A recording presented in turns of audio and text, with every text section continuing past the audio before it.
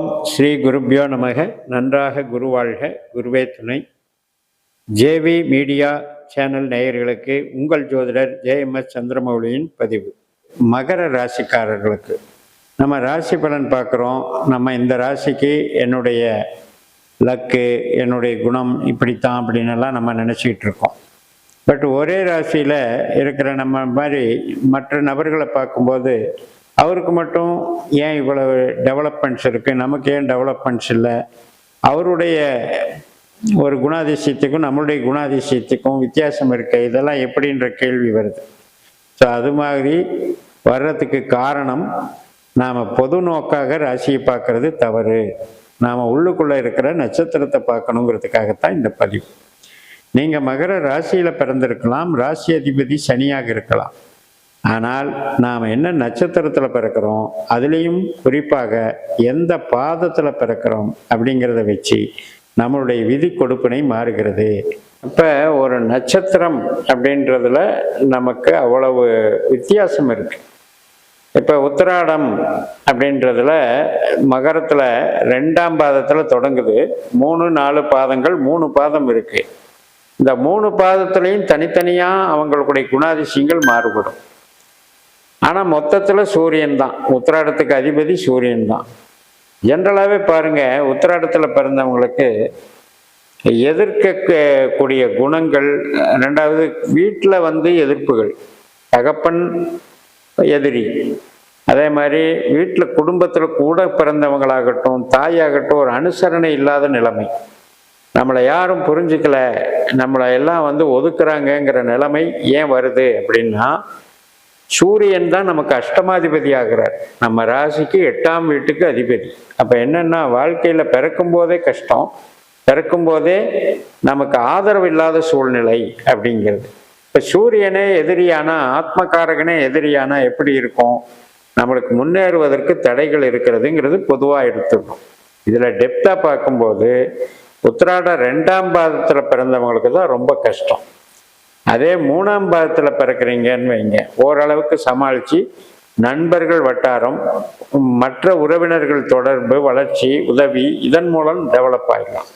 அதே 4ஆம் பாதத்தில் பிறக்கும்போது ஊரை விட்டு நம்ம வெளியே தான் முன்னேற்றத்தை பார்க்க முடியுது. அப்போ மகரத்தில் உத்திராடம் என்கின்ற சூரியன் நட்சத்திரம் இருக்கு. இந்த நட்சத்திரம் பலவீனமான ஒரு விஷயத்தை தான் வச்சிருக்கு. எப்போ பிறப்பில்.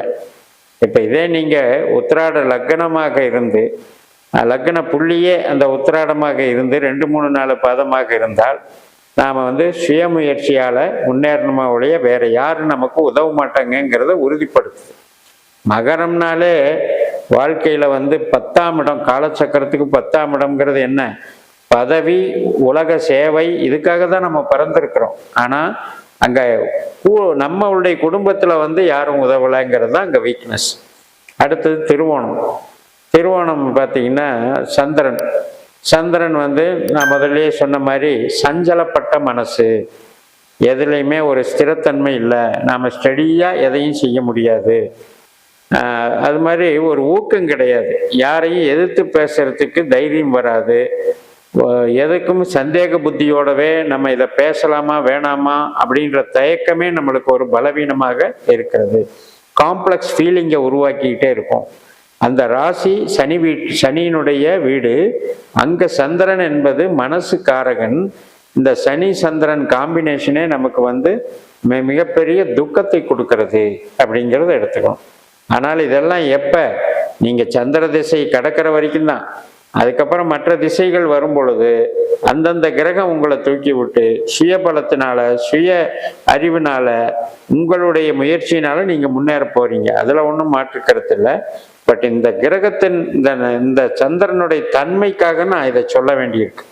அடுத்து நீங்கள் செவ்வாய் நட்சத்திரமான அவிட்ட பிறந்தால் தவிட்டு பூனையெல்லாம், அதாவது தவிட்டு பானையெல்லாம் பொன்னாகும்னு சொல்லுவாங்க. தவிட்டு கூட்டம் என்பது அவிட்டத்தினுடைய வடிவம். அப்போ அந்த மாதிரி ஒரு அதிர்ஷ்டமான அவிட்டம் அப்படின்னு எடுத்துக்கிட்டாலும் கூட இந்த செவ்வாய் என்பது சகோதரக்காரகன். அப்போ சகோதர வழியில் ஒரு பகையாகிறதுக்கும், தாயார் வகையில் யாராவது நம்மளை விமர்சனம் பண்ணுறதுக்கும் அமைப்பு இருக்குது.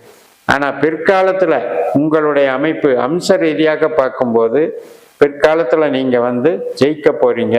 ஏன்னா 1ஆம் பாதம் 2ஆம் பாதம், இந்த 1ஆம் பாதம் வந்து கடுமையாக உங்களுடைய முயற்சிகளை போட்டு டெவலப் பண்ண போகிறீங்கன்னு சொல்லுது.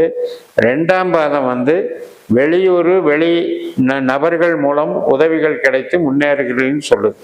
அப்போ இந்த அவிட்டத்தில் பிறந்தாலும் உங்கள் வீட்டுக்குள்ளே சப்போர்ட் இல்லைங்கிறது தான் இந்த மகர ராசியினுடைய தன்மை. இப்போ இந்த அமைப்பில் இப்போ நம்ம உத்திராடத்தில் பிறக்கிறோம் அப்படின்னு வைங்க, உங்களுக்கு பணம் கொடுக்கறதோ, உங்களுக்கு பணம் சேரக்கூடிய என்ன வகையில் பணம் சேருங்கிறதோ, உங்களுக்கு உத்தியோகம் கிடைக்கிறதோ அல்லது என்ன தொழில் செய்யலாம் அப்படிங்கிறதோ நிர்ணயிக்க வேண்டியவர் யார் அப்படின்னா ராகு பகவான். அப்போ இந்த உங்கள் ஜாதகத்தில் ராகு எங்கே இருக்காரோ அது மாதிரி உங்களுடைய பலன்கள் பிரம்மாண்டமாக நடக்கும். ஒரு சிலர் பார்த்தீங்கன்னா சின்னதாக ஒரு இன்ஸ்டிடியூஷன் ஆரம்பிப்பாங்க, அது அப்படியே நாளடைவில் பெரிய பிரம்மாண்டமாக வளர்ச்சி ஒரு பெரிய யூனிவர்சிட்டி லெவலுக்கு போயிடுவாங்க. அது மாதிரி தான் கம்பெனிகள் ஆரம்பிக்கிறதும், அது மாதிரி தான் வந்து ஒரு ஐடி சென்டர், அதாவது இன்னைக்கு வந்து ஒய்ஃபை ஆகட்டும், இன்னைக்கு ஏஐ டெக்னாலஜி ஆகட்டும், சாஃப்ட்வேர் இண்டஸ்ட்ரி ஆகட்டும், இது எல்லாமே ராகு பேஸ் தான். அப்போ உங்களுக்கு மட்டும் இந்த சந்திரனில் பிறந்த திருவோணத்தில் பிறந்தாலும் உத்திராடம் 3ஆம் பாதத்தில் பிறந்தாலும் உங்களுக்கு மட்டும் இந்த ராகு தான் தொழில் கிரகமாக வருது. அப்போ ரொம்ப பிரம்மாண்டமாக டெவலப் ஆக போகிறீங்க. ராகு மட்டும் உங்கள் ஜாதகத்தில் அருமையாக இருந்திருக்கணும். 2, 6, 10 தொடர்பில் இருந்தால் மிக பிரமாதமாக வளர்ந்துருவீங்க. அடுத்தபடியாக செவ்வாயினுடைய நட்சத்திரம் அவிட்டத்தில் பிறக்கிறீங்கன்னு வைங்க, உங்களுக்கு வந்து மிகப்பெரிய ஒரு வசதி வாய்ப்பான வேலை, அதாவது இப்போ ஒரு பேங்க்கில் வேலை பார்க்குறோம், ஒரு பெருமையாக சொல்லிக்கலாம், ஒரு ஜட்ஜு நீதிபதி, அது மாதிரி உங்களுக்கு ஃபைனான்சியர், நான் வந்து பெரிய பெரிய படத்துக்கு ஃபைனான்ஸ் பண்ணுறேன், பல கோடிகள், அந்த மாதிரி ஒரு அமைப்புக்கு கொண்டு போய் விட்டுருது. அப்போ அந்த மாதிரி ஃபைனான்ஸ் சம்மந்தப்பட்டதும் உங்களுக்கு பொருளாதாரம் பல்காக வரக்கூடிய அளவுக்கு உற்பத்தி சார்ந்த ஸ்தாபனங்களுக்கு நீங்கள் வந்து தலைமை வகிக்கிறதும் உங்களுக்கு ஈஸியாக நடக்க போகுது. அப்போ பாருங்கள், ஒரு ராசின்னு எடுக்காமல் உள்ளே போய் நட்சத்திரம்னு எடுத்தோம்னா எத்தனை வித்தியாசம் வருது.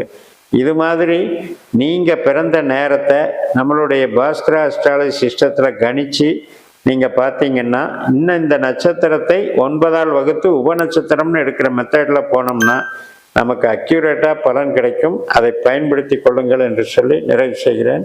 இந்த சேனலை சப்ஸ்கிரைப் பண்ணி ஷேர் பண்ணுங்கள். உங்கள் தனிப்பட்ட ஜாதக பலாபலன்கள் என்னுடைய வாட்ஸ்அப் நம்பரில் தொடர்பு கொண்டு பெறலாம்.